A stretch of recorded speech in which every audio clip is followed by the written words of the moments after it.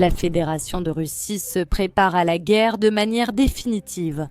Vladimir Poutine ainsi que le ministre de la Défense du pays ont fait aujourd'hui des déclarations absolument historiques. C'est-à-dire, il n'est même pas question d'aucun accord de paix, non pas parce que la Russie ne le souhaite pas, mais parce que telle est la réalité. Cela dit, ce que cela implique pour le monde à l'échelle mondiale va être absolument capital. Cela va absolument tout changer et nous allons l'analyser en détail. C'est-à-dire, non seulement les déclarations, mais aussi ce qu'elles signifient en fin de compte et en quoi elles diffèrent de ce que fait l'Occident. Il va y avoir la guerre pour longtemps, il reste encore beaucoup de temps de guerre, malgré les déclarations occidentales, que ce soit de Donald Trump ou de l'Occident collectif dans son ensemble. Ils disent que tout cela est pratiquement à 2 jours d'être réglé. L'accord, on l'attend encore un peu, mais non, la Fédération de Russie dit absolument tout le contraire. Voyons les déclarations concrètes et surtout les implications qu'elles ont en termes généraux. Restez jusqu'à la fin de cette vidéo, car ce que vous allez y découvrir, c'est précisément quelle est la décision finale prise par la Fédération de Russie et quelles seront les conséquences pour le monde en entier. Cela dit, nous allons commencer directement avec les déclarations de Vladimir Poutine ainsi que du ministre de la Défense de la Fédération de Russie. Si vous m'aviez suivi sur Telegram, vous seriez déjà au courant de tout cela. Je vous invite donc à le faire rapidement, car les dernières informations s'y trouvent. Bien sûr, nous ne publions pas n'importe quoi, loin de là. Nous sélectionnons les informations clés, surtout pour les sujets dont nous parlons habituellement sur cette chaîne. Alors, bienvenue sur Liuzibaya ou sur Robaliusibaya, ainsi que sur le reste de mes réseaux sociaux. Vladimir Poutine lors de la réunion du ministère de la Défense. Un point très important à ce sujet est que, malgré les déclarations de Vladimir Poutine, qui visent précisément à féliciter le ministère de la Défense pour le travail accompli, il faut également souligner les localités qui sont sous contrôle. Parler en termes de ce qui a été accompli, de ce qui va être accompli. Tout cela, bien sûr, est très important en soi, mais en réalité, cela va bien au-delà. Les forces armées russes ont libéré plus de 300 localités cette année. L'année 2025 est devenue une étape extrêmement importante dans la réalisation des objectifs de l'opération militaire spéciale. L'État fera tout son possible pour soutenir les familles des militaires décédés. Ici, il parle davantage à huis clos. Les combattants de la Corée du Nord ont apporté une aide significative à la libération de la région de Koursk et au déminage ultérieur du territoire. Ici, bien sûr, il parle pour l'extérieur. Les capacités des forces armées de la Russie se développent constamment. Ici, il ouvre la porte à ce que nous allons commenter ensuite. Les systèmes de missiles, les drones et la robotique arrivent sans interruption auprès des troupes. Pointe-t-il toujours dans la même direction? Les forces armées russes épuisent l'ennemi, y compris ses unités d'élite, car elles ont reçu une formation dans des centres militaires occidentaux, c'est-à-dire les unités d'élite qui en ont bénéficié. Cette formation est censée être exceptionnelle dans des centres de tout l'Occident collectif et tout particulièrement de l'Union européenne. Aujourd'hui, ils ne peuvent pas faire face, et c'est ce que nous voyons sur le champ de bataille aux forces armées de la Fédération de Russie.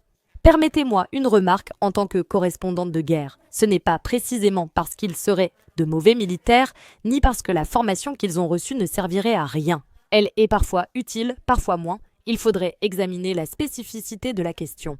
Ce qui est tout à fait clair, c'est qu'ils sont maintenant utilisés comme chair à canon. Et c'est l'un des principaux problèmes de l'Ukraine depuis très longtemps.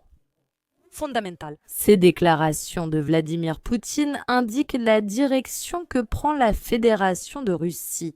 Globalement, la Russie a la capacité d'accélérer le rythme de l'offensive dans des directions stratégiquement importantes. Dans l'opération spéciale, la composante de la marine a été renforcée cette année avec de nouveaux sous-marins et 19 navires de surface. Le sous-marin Oreshnik entrera en service de combat avant la fin de l'année. Vladimir Poutine s'est en effet beaucoup concentré sur les aspects particuliers, même s'il a aussi évoqué l'aspect global. Mais celui qui a finalement révélé la question du moment, c'est quelle direction va finalement prendre la Fédération de Russie. Ça a été le ministre de la Défense du pays, Andriy Vilaousov, qui, comme vous le voyez, a fait les annonces suivantes que nous allons commenter en détail ci-dessous. Le rythme d'avancée des groupes de troupes de l'Est, du centre et de l'Ouest par rapport à 2024 a augmenté d'1,5 à 2 fois. Les forces armées russes ont maintenu l'initiative stratégique tout au long de l'année et ont mené des offensives sur presque tous les fronts. Le nombre de localités libérées et de kilomètres carrés de territoire cette année est supérieur d'un tiers à celui de l'année dernière. L'effondrement de la défense ukrainienne est inévitable. La menace d'invasion dans les régions de Belgorod, Koursk et Briansk, les régions russes, a été réduite grâce à la création d'une zone de sécurité dans les régions frontalières de l'Ukraine. La libération de Krasny permettra d'élargir la bande de sécurité dans la région de Kharkiv. La libération de Krasny-Liman ouvrira la voie vers vers Slaviansk, Konstantinovka et sera la clé pour l'agglomération Drouchkovka, Kramatorsk, Slaviansk. Les militaires ukrainiens sont solidement encerclés à Dmitrov, anciennement Mirnograd. Maintenant, l'armée ukrainienne ne fait plus grand-chose de bien. En particulier, le chef des forces armées ukrainiennes, M. Shyrsky, a en fait l'annonce contraire en déclarant que l'Ukraine contrôle pratiquement la totalité de la localité de Pakrovsk. Eh bien, maintenant, la ville de Krasnoarmysk, qui a été libérée, je vous rappelle, par la Fédération de Russie, est toujours sous le contrôle de Velaousov. Le groupe de troupes d'Dniepr se bat aux abords de la ville d'Ariéha, dans la région de Zaporojie. Ariéha. Nous allons voir exactement comment ça se passe à Oulaïpol et nous allons voir pourquoi il dit cela. Les troupes du groupe Dniepr tiennent la zone insulaire du Dniepr et repoussent les tentatives de débarquement ennemis sur les péninsules. Est-ce qu'il y aura Ikimbo en août 2025 ? Il y a eu un changement dans l'utilisation des drones et actuellement, les forces armées russes dépassent 2 fois les forces armées ukrainiennes en nombre de drones. La tâche clé pour l'année prochaine est de maintenir et d'augmenter le rythme des avancées atteintes. Maintenant, après avoir vu les déclarations principales, ce que nous pouvons en souligner en particulier, nous allons passer directement au général. Et pourquoi pensez-vous que je vous dis que la Fédération de Russie tient vraiment bon ? Et en réalité, elle ne déclare pas la guerre, mais elle se prépare à une guerre vraiment longue. Et en fait, la clé ici, c'est que la Russie, disons, est en train de renverser la situation. C'est-à-dire, là où auparavant, elle parlait souvent de diplomatie, essayant d'une certaine manière de faire entendre sa voix sur les accords de Minsk. C'est-à-dire, avant que ce conflit particulier ne commence, Vladimir Poutine en parlait constamment. Cependant, maintenant il est clair que si cela ne peut pas se faire par la voie diplomatique, cela se fera par la voie militaire. J'ai ici les points clés. La guerre va durer longtemps. Cela change absolument tout dans le sens où ce qui vient d'être annoncé entre Vladimir Poutine et M. Belousov est en fait un plan structurel. Un plan structurel qui comprend un changement non pas tant dans la doctrine, mais dans l'organisation du ministère de la Défense de la Fédération de Russie. C'est-à-dire que cette année, il ne s'agissait pas vraiment d'un rapport annuel de département, mais plutôt d'un document doctrinal en temps de guerre. C'est ainsi que se sont exprimés aussi bien le président du pays que le ministre de la Défense de celui-ci, comme s'il nous annonçait déjà ce qui va suivre. Dans la partie publique, il a essentiellement été affirmé que la Russie transforme la guerre en un régime de gestion à long terme avec une logique très claire qui comprend une sorte d'objectif. De plus, une architecture de ressources et de mécanismes institutionnels qui, en fin de compte, sont censés permettre à la campagne militaire actuelle d'être durable pendant des années, et pas simplement jusqu'au printemps prochain, par exemple, ou jusqu'à l'hiver suivant. C'est la Fédération de Russie. Je comprends qu'il fait cela au cas où, mais ce qu'il a fait, c'est reformuler qu'il le faisait déjà, il le faisait depuis un certain temps, mais maintenant, il l'a officialisé. Repenser toute l'organisation de toutes les pièces institutionnelles par rapport à ce qui arrive. Et le faire en plus d'une manière où le pays est déjà absolument prêt à affronter de longues périodes de combat. La ligne concernant les progrès dans le dialogue avec la nouvelle administration américaine n'est pas écartée. Bien sûr, Mais on ne parle pas non plus de diplomatie au sens habituel du terme. Mais il s'agit plutôt d'une tentative de briser l'unité de la coalition occidentale et, par conséquent, de rendre le conflit plus coûteux pour l'Occident collectif. La véritable force, cependant, ne réside pas dans la guerre en tant que front unique, mais plutôt comme une configuration de gestion des ressources. Et je veux que cela soit absolument clair pour vous, c'est-à-dire Bilossa, qui est économiste dans son domaine unique, en plus dans son genre, mais à ses débuts et, disons, dans son contenu de base. C'est une personne dédiée à l'économie, c'est quelqu'un qui est venu mettre de l'ordre au ministère de la Défense et unir finance, industrie, logistique, réparation, capital humain. C'est-à-dire, alors qu'auparavant nous parlions du ministère de la Défense comme d'un organisme militaire, maintenant cela devient tout autre chose. Et c'est une experte en matière de démocratie sur le sujet de la démocratie, et c'est une experte en démocratie, et une experte en démocratie, et une experte sur le sujet de la démocratie, et une experte en démocratie et démocratie, démocratie, et une experte en démocratie, et une experte sur le sujet de la démocratie et le sujet de la démocratie, et c'est une experte sur le sujet de la démocratie. Mais celui qui finira par gagner sur le champ de bataille sera celui qui pourra avoir une reproduction, une production en série. Comme base de son modèle militaire et de son modèle, je pourrais même vous dire militaire, économique, donc livrer rapidement, produire en masse. Et cela devient le principal slogan pour la Fédération de Russie et la clé de sa tactique et de sa stratégie. Et voici un autre point absolument fondamental. La Fédération de Russie a maintenant compris le nouveau modèle de guerre. Allons, ce n'est pas un hasard, disons-le comme ça. De nombreux analystes notent quand même que la Russie, contrairement à l'Ukraine et à l'Amérique latine, l'Occident collectif a su très bien s'adapter à l'époque actuelle et a très bien compris ce que signifie la guerre moderne. La guerre moderne, en très résumé, ce sont les drones, donc tout ce qui concerne les drones, la guerre électronique de tout type, ainsi que la protection contre ceux-ci. C'est nécessairement une défense aérienne qui puisse s'améliorer en permanence et c'est un besoin constant. Améliorer tous les moyens, améliorer toutes les tactiques et les stratégies de l'armée pour préserver au maximum la vie des soldats dans ces circonstances extrêmement complexes, c'est-à-dire la Fédération de Russie.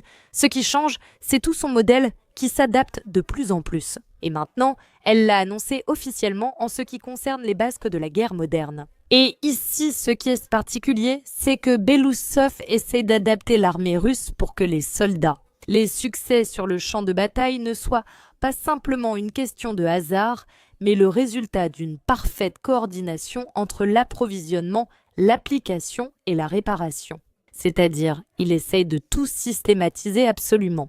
L'approche d'un économiste ici est très évidente. Ce qui est annoncé, c'est un programme d'armement d'État pour les années, attention, 2027-2036. C'est-à-dire, regardez à quel point on parle d'une part de modernisation à long terme et d'autre part, on parle du fait qu'il nous reste encore de la guerre pour longtemps. Et ici, l'électronique, les systèmes sans pilote, la robotique, les moyens spatiaux ainsi que les forces stratégiques, tout va être abordé en mettant particulièrement l'accent sur la défense aérienne, antimissiles et sur tous les types de moyens de communication. Ces équipements de contrôle, équipements de communication, guerre électronique aussi. Mais en même temps que cela, comprends-tu ce qui est un fait qui pourrait en surprendre plus d'un? Des investissements massifs dans des choses qui peuvent sembler aussi basiques que par exemple les motos. Et en particulier, Belousov comprend que cette nouvelle guerre, ce modèle 2 ou presque 3.0 de la guerre du XXIe siècle, elle nécessite et exige d'agir en essayant de le faire avec la plus grande rapidité possible, que la mobilité et la mobilisation, les deux, soient aussi rapides que possible. Que les soldats de l'armée russe puissent pratiquement instantanément effectuer aussi bien une évacuation, si nécessaire, qu'une opération d'attaque. Par exemple, sans moto, c'est très difficile et désormais les unités d'assaut les utilisent davantage. Et tout est en train d'être préparé pour que cela soit effectivement utilisé de plus en plus. C'est-à-dire que la Fédération de Russie a compris les règles du jeu et cela devient de plus en plus évident. Aussi, avec l'affaire entre les États-Unis et le Venezuela, la loi du plus fort n'a pas disparu. La communauté internationale reste stupéfaite, tandis que les États-Unis décident de bloquer un pays soi-disant souverain. Elle reste stupéfaite dans certains cas, mais cependant, elle impose des sanctions dans d'autres cas. Quand cela l'arrange, oui, sinon non, mais elle reste toujours stupéfaite face aux États-Unis. Parce que ce qui fonctionne, je le répète, c'est la loi du plus fort. C'est-à-dire que la Russie demain, de façon absolument évidente, doit miser sur la croissance de sa production, sur la croissance et l'amélioration constante de son complexe militaro-industriel. Et dans ce sens, ce qu'elle doit faire, c'est officialiser un nouveau modèle de gestion qui englobe absolument tout. Les contrats vont même changer au sein du ministère de la Défense, c'est-à-dire qu'à partir de maintenant, ils auront des cycles différents. Désormais, ils seront révisés différemment. C'est-à-dire qu'un économiste aux commandes a effectivement décidé de mettre de l'ordre dans absolument tout. La partie la plus innovante du rapport n'est en fait ni les missiles stratégiques, ni de nouveaux systèmes, mais bien la transformation de la tactique. Dans l'économie de guerre elle-même que les États-Unis ont décrite. Les drones, selon son interprétation, ne sont pas un moyen auxiliaire, mais sont devenus une force d'attaque massive. L'ennemi construit une ligne de drones comme une sorte de zone de destruction totale sur une profondeur d'environ 10 à 15 km au nez. La réponse de la Fédération de Russie doit inclure l'accélération du déplacement des unités. Comme je vous l'ai déjà dit, la saturation de la guerre électronique, c'est-à-dire la saturation du front par la guerre électronique. Le passage à des modèles et des schémas de fonctionnement des unités beaucoup plus mobiles, beaucoup plus rapides, tant en termes de livraison qu'en termes d'évacuation. Par conséquent, il n'est pas du tout fortuit que dans ce rapport, on mette ensemble des choses apparemment aussi incompatibles qu'elles le sont. Par exemple, la création d'unités de systèmes non habités. Aujourd'hui, les drones sont toujours d'actualité. La formation de dizaines de milliers de spécialistes, la fourniture de moyens de guerre, l'électronique de tranchées, c'est-à-dire qu'ils puissent être pratiquement avec chaque soldat. Et en même temps, l'achat massif de motos, de quads, de buggy. C'est-à-dire que tout ce qui pourrait sembler absolument banal doit occuper l'esprit du ministère de la Défense. Et à partir de maintenant, il n'y a rien qui soit aussi apparemment simple que cela.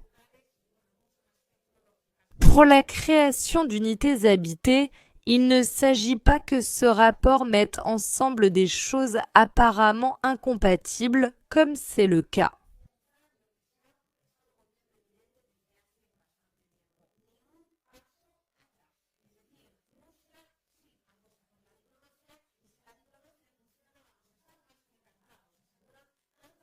Par exemple, la création d'unités de